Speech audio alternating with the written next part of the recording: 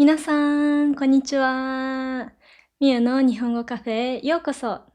今日も一日本当にお疲れ様です。さて、皆さんは子供の頃の一番の楽しみといえば何を思い浮かべますか？日本で育った多くの人にとって小さい頃の楽しみといえば結構学校の給食の時間が楽しみだった方が多いと思います。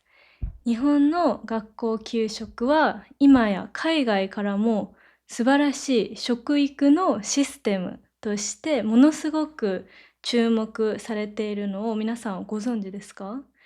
でも実際に体験した私にとっては、楽しい思い出だけでなく、ちょっとした試練もあったりしたんですね。なので、今日は日本独特の素晴らしい給食文化とその歴史、あとは中学校や高校に上がってからの学食やお弁当のワクワク感についても、自分自身の思い出を交えながらたっぷりお話ししていきたいと思います。それでは今日も美味しい飲み物を片手にたくさんお話ししていきましょう。それでは乾杯。ではまず日本の給食の歴史について少しお話ししたいと思います。この部分は結構真面目なコンテンツなんですが、給食のルーツをたどると明治時代、今から130年以上前、1889年まで遡ります。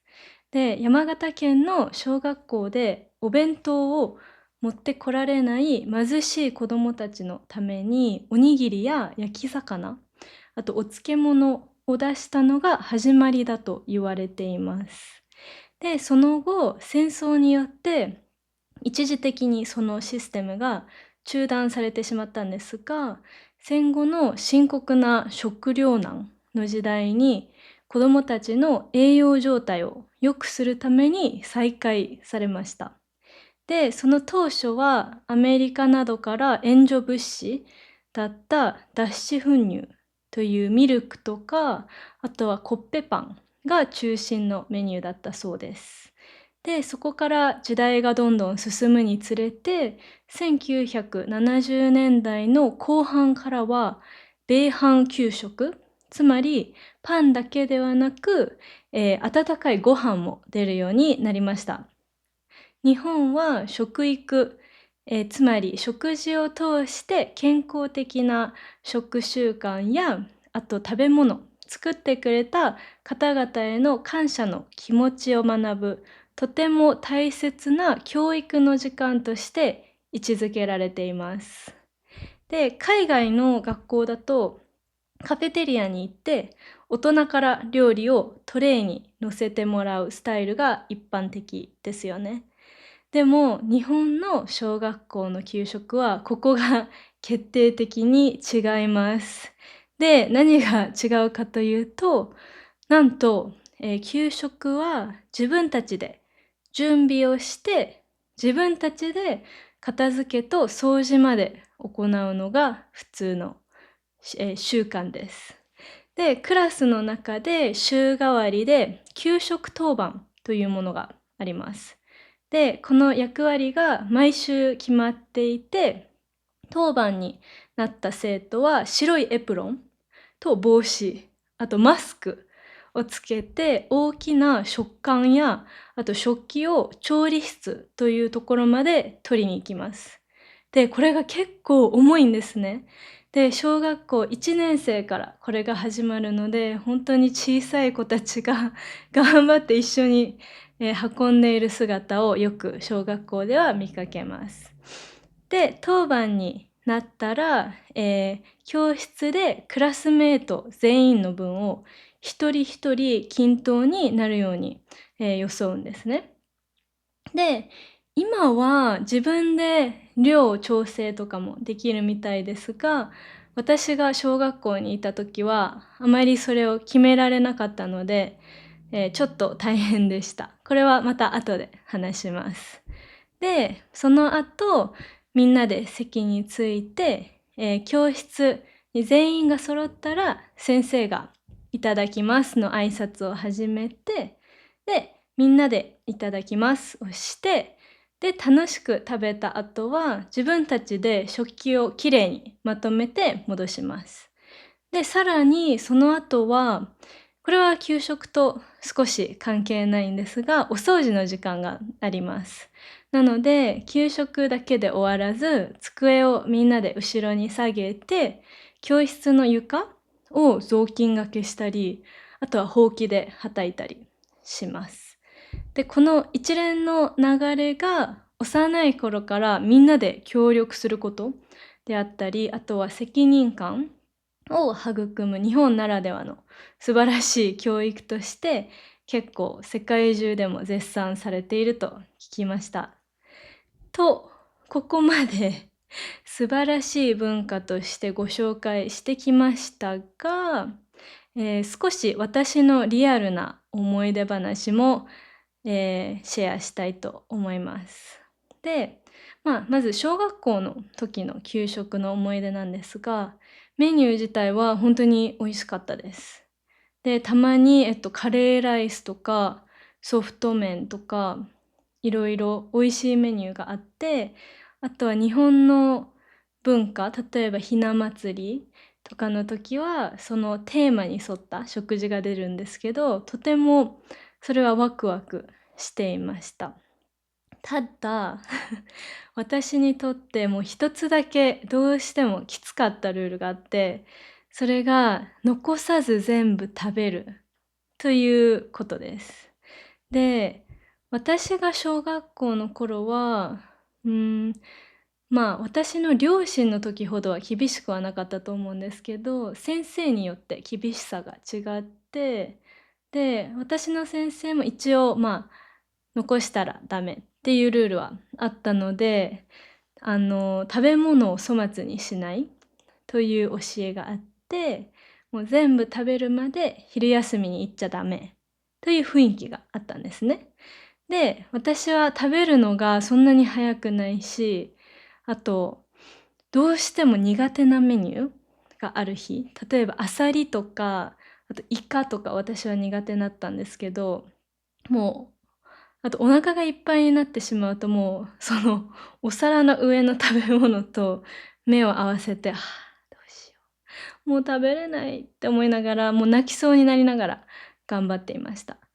で、一つ食べ方があるんですけど、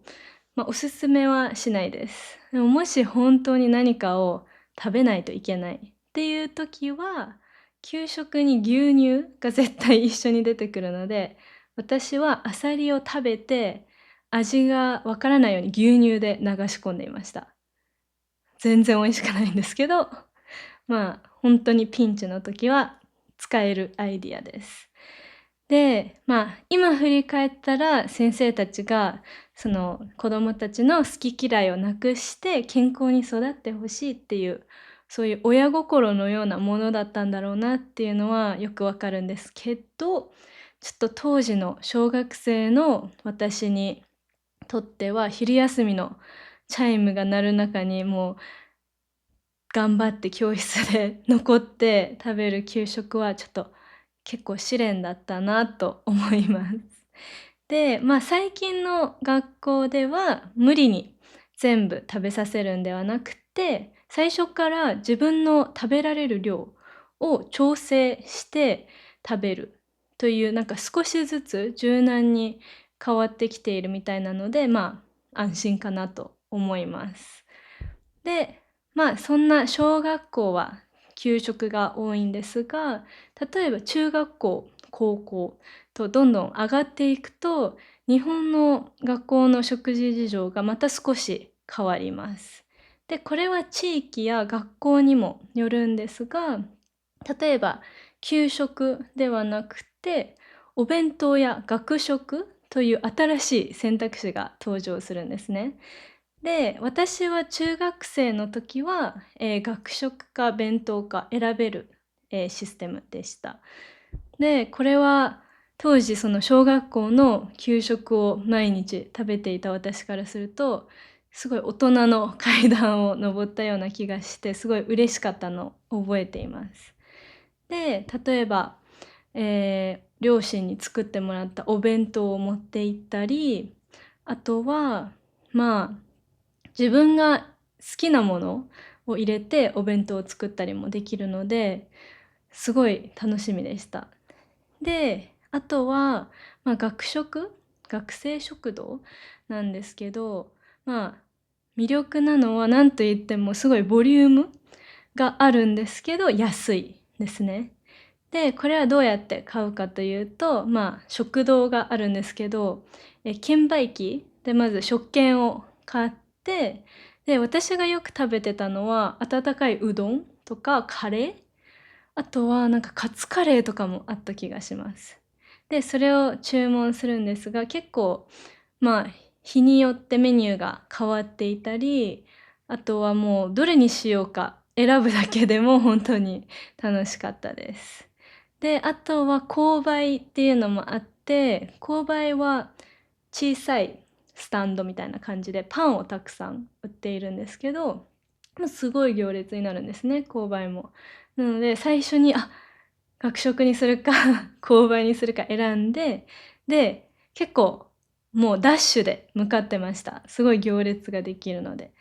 で、自分でその日のランチを選ぶ自由。このオプションが広がるのはすごい良かったなと思います。で、こうして振り返ってみると、小学校のみんなで同じものを食べて、あと協力して片付ける給食も、中学校や高校で経験した自分で好きなものを選んでみんなで楽しむっていう学食やお弁当もどちらとも日本の学生生活を彩る大切な文化だなと思います。で、皆さんの国では学校のランチタイムはどんな風に過ごしていましたか？給食のようなシステムはありますか？それとも基本的にお弁当とかカフェテリアで買う感じですか？ぜひ皆さんの体験、給食文化もコメント欄で教えてください。それでは今日はこの辺でおしまいにしたいと思います。今日もみゆの日本語カフェへ遊びに来てくれてありがとうございました。それでは次の動画でお会いしましょう。またねー。